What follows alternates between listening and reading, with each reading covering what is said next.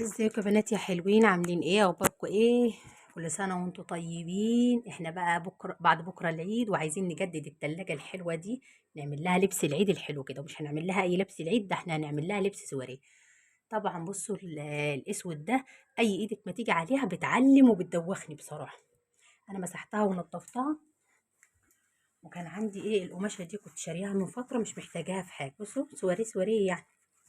هقطع بقى، هقص، اللهم صل على النبي، على كل قطعة حتة، وهلزقها بالدبل فيس. ماشي، انا قصيت الحتة دي على قد المكان ده. هلزقها بقى واوريكم شكلها. بصوا التلاجة. مم. لزقنا الدبل اهو، بصوا الشغل بس.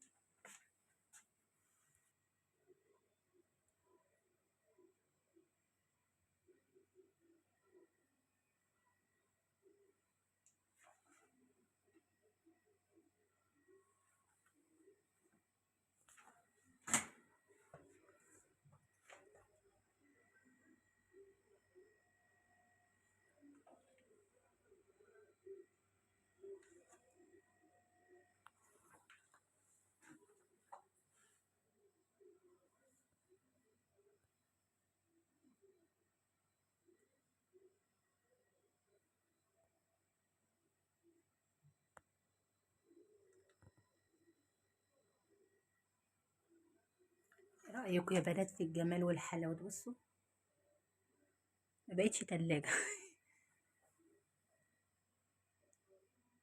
وكل اللي احتاجناه حتة قماشة، أي قماشة عندك بقى، واللزق. بصوا